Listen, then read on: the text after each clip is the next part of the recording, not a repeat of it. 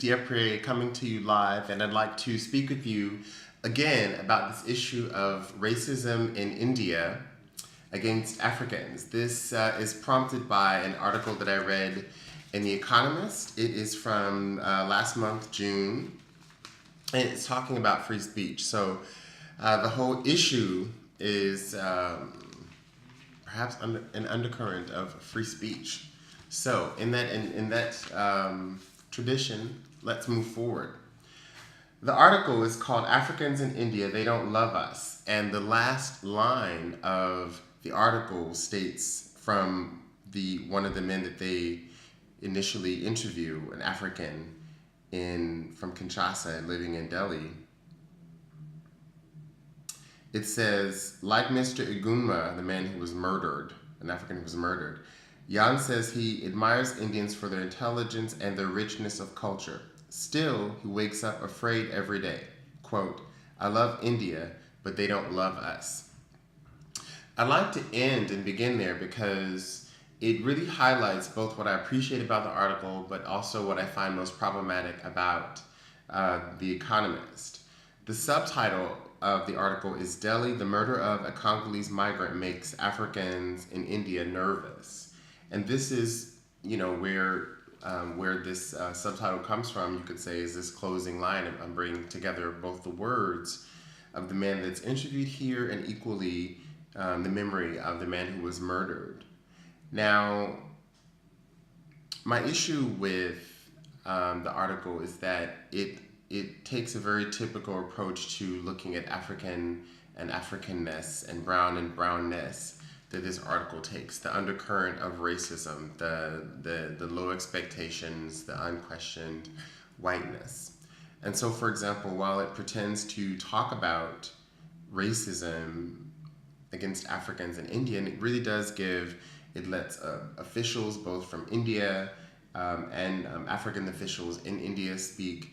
It gives statistics, it talks to a students' association, and of course it interviews, it gives a first-person narrative, gives a historical perspective about why there are, for example, a few different African communities that have settled in India, have long since settled, and it gives a really good account of this. What it doesn't do, as it typically does in most of his articles, is give an expert voice. So you don't have any experts speaking about racism in India. You just have a polarized view of these officials say this, those officials say this.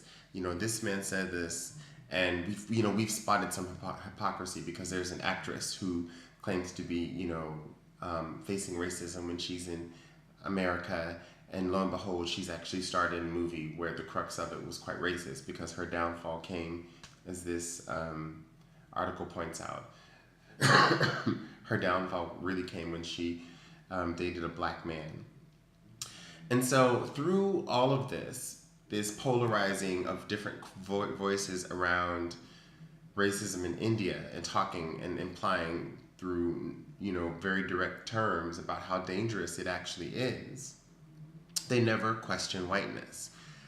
Towards the end of the article, and again, The Economist is really good for getting to the meat of what's going on towards the end of the article, and so they use it as their wrap-up.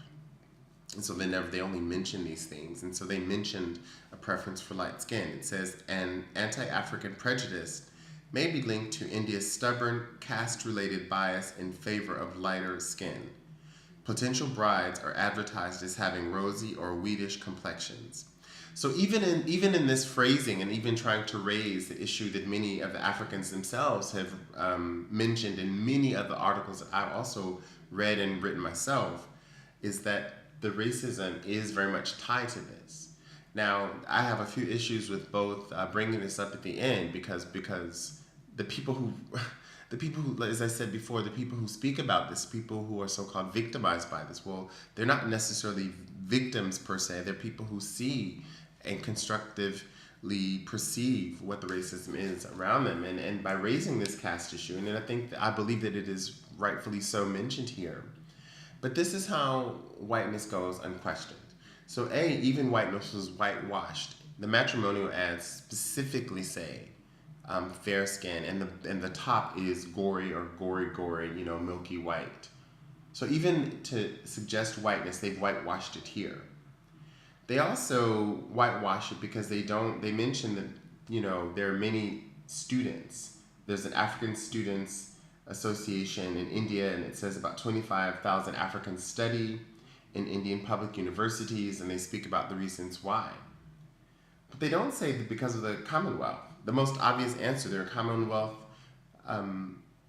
scholarships for students. There are Commonwealth ties that make it just more plausible that students from Africa and parts of the Caribbean, for example, would want to come to India as a place of destination because of those historical ties.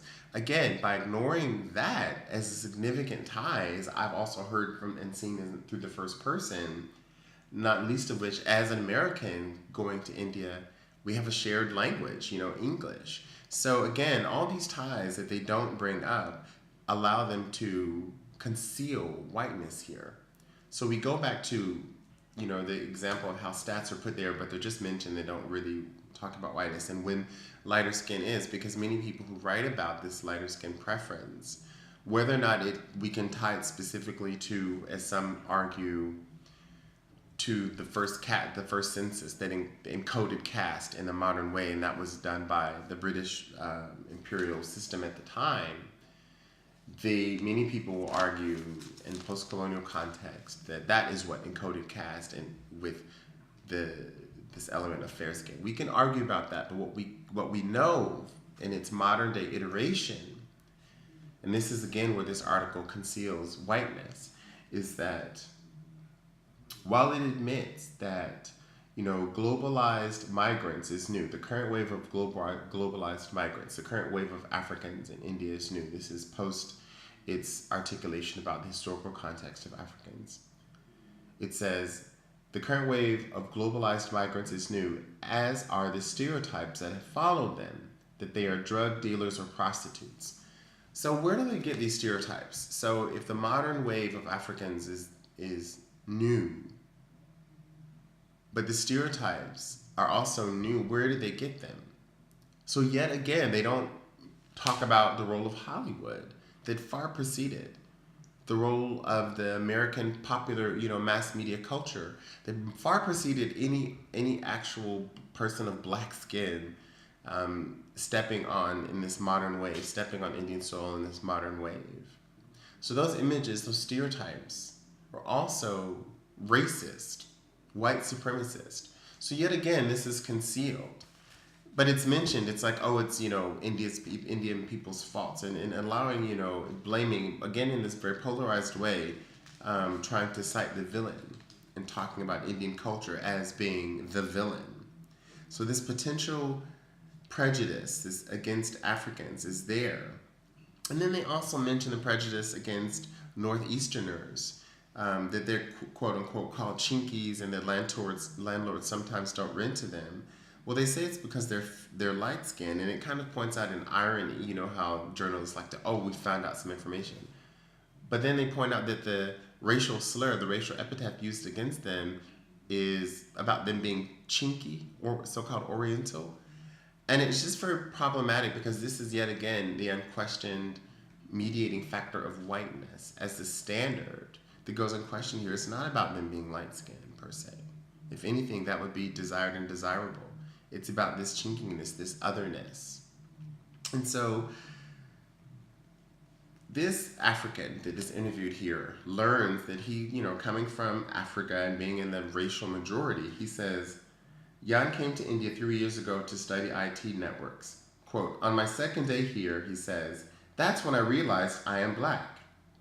And he realizes, again, that, coming from a place where he's a majority and he's not black per se, perhaps his ethno-linguistic group is his is the identity that he's more aware of. But outside of that place, he's black. And learning this blackness is also an awareness, because it allows the journalist to say, well, look, there's racism in India because people call him Kalu on the streets. People call me Kalu on the streets. Or that the anecdotal evidence about landlords not renting to them, or the stares and the laughter. So again, I say that the problem in this article is that it tries to, again, externalize racism. I of course will admit here that I have a first person experience with journalists, the Economist correspondents in Delhi. There was a time when I was there, between the period that I was there in the mid 2000s, that I met the person who was then the journalist, the Economist, and I sensed the implicit, racist norms. And that really I find very problematic, because many people turn to this journal to be objective, factual. But it's not objective, because whiteness is the unquestioned standard. So even again, in the polarized views that are presented here, you never really get to see what's true, what's something more real, because you have this blind cover of it's the modern consumer culture that brought the modern racist stereotypes to India. You never see that it's the colonial ties that brought so many Africans to India, that imperial history. All this is really hidden. And I do think that it does have an impact. If Africans are not perceived as wealthy, as powerful by modern consumers' terms, then this also makes them an object. And I'll close this by just going right back to the very beginning. All this blame that's given on Indians for being racist against blacks.